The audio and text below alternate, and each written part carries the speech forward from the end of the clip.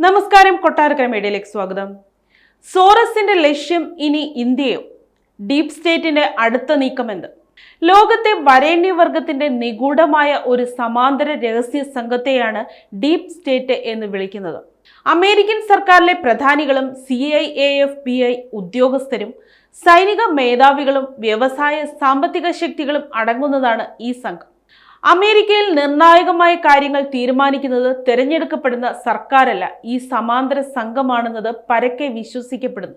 ഇറാനുമായി നടന്നുവരുന്ന യുദ്ധത്തിൽ വരെ ഡീപ് സ്റ്റേറ്റിന് പങ്കുള്ളതായി അമേരിക്കയിലെ ബ്ലൂംബർഗ് എന്ന മാധ്യമം റിപ്പോർട്ട് ചെയ്യുന്നു. ഡീപ് സ്റ്റേറ്റിന്റെ തലവനായ ജോർജ് സോറസിന്റെ കരങ്ങളാണ് ഇതിന് പിന്നിലെന്നാണ് അമേരിക്കൻ മാധ്യമങ്ങൾ റിപ്പോർട്ട് ചെയ്യുന്നത്. തനിക്ക് ഇഷ്ടമില്ലാത്ത രാജ്യഭരണങ്ങളെ ധനകാര്യ സ്ഥാപനങ്ങളെന്നും ഒറ്റ രാത്രി കൊണ്ട് തീർക്കുന്ന ബുദ്ധി രാക്ഷസനാണ് ജോർജ് സോറസ് എന്നാണ് പൊതുവെ വിലയിരുത്തപ്പെടുന്നത്. ഒറ്റ രാത്രി കൊണ്ട് ബാങ്ക് ഓഫ് ഇംഗ്ലണ്ടിനെയും 1997 ലോകമെമ്പാടും സാമ്പത്തിക മാന്ദ്യമുണ്ടാക്കുന്ന ഭയമുളവാക്കിയ ഏഷ്യൻ ഫിനാൻഷ്യൽ ക്രൈസിസ് സൃഷ്ടിച്ച മലേഷ്യയെയും തകർത്തവനാണ് സോറസ് എന്നാണ് വിലയിരുത്തൽ. കോൺഗ്രസ് ഇന്ത്യയിൽ അധികാരത്തിലെത്തണമെന്ന ആഗ്രഹം സോറസിന് എപ്പോഴും ഉണ്ടെന്ന ആരോപണം ഇതിനിടയിൽ BJP ഉന്നയിച്ചിട്ടുണ്ട്. ഇതിനായി മോദിക്ക് എതിരെ നിൽക്കുന്ന സംഘടനകൾക്ക് ഡീപ് സ്റ്റേറ്റ് സഹായം നൽകി വരുന്നതായി ദ മിന്റ് റിപ്പോർട്ട് ചെയ്യുന്നു. ഇറാനോടുള്ള ഇന്ത്യയുടെ ആഭിമുഖ്യത്തിൽ സോറസിന് വിരോധമുണ്ട്. വ്യാപാരം, നിക്ഷേപം, ഊർജം, പെട്രോളിയം, അടിസ്ഥാന വികസനം എന്നിവയിൽ ഇന്ത്യക്ക് ഇറാനുമായി നേരിട്ട പങ്കാളിത്തമുണ്ട്. പാകിസ്ഥാനിൽ നിന്ന് 100 കിലോമീറ്റർ മാറി ഇറാനിൽ സ്ഥിതി ചെയ്യുന്ന ഛബർ തുറമുഖം ഓപ്പറേറ്റ് ചെയ്യുന്നത് തന്നെ ഇന്ത്യയാണ്. ഇതൊക്കെ തന്നെയാണ് ഇന്ത്യ ഇറാനെ പിന്തുണയ്ക്കാനുള്ള പ്രധാന കാരണവും. ഖത്തറിലെ അമേരിക്കൻ എംബസി തകർക്കാൻ ഇന്ത്യയും റഷ്യയും സഹായിച്ചു എന്നത് സോറസിനെ ചൊടിപ്പിച്ചിട്ടുണ്ട്.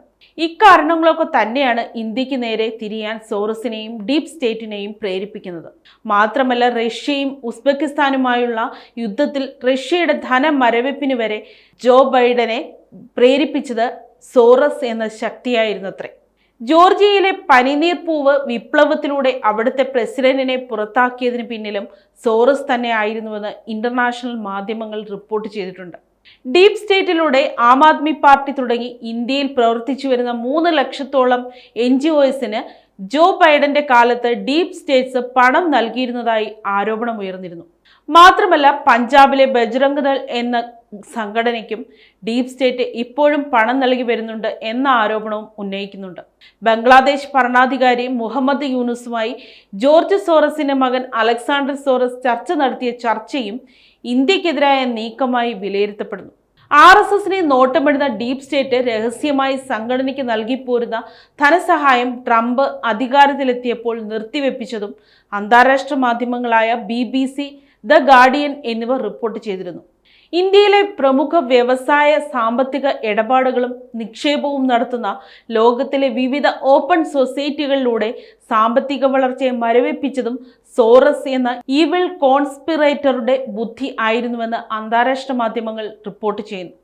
മുംബൈ സ്റ്റോക്ക് എക്സ്ചേഞ്ചിലെ മുഴുവൻ ഓഹരികളിലും രഹസ്യമായി പങ്കാളിത്തമുള്ള ഡീപ് സ്റ്റേറ്റ് ഇന്ത്യൻ റുപ്യ അമേരിക്കൻ ഡോളറിനോട് ഏറ്റുമുട്ടി കൂപ്പുകുത്തുന്ന ദിനങ്ങൾ സംജാതമാക്കി ധനനിക്ഷേപങ്ങൾ പിൻവലിക്കാനുള്ള ശ്രമവും നിലവിൽ തുടരുന്നുണ്ട്.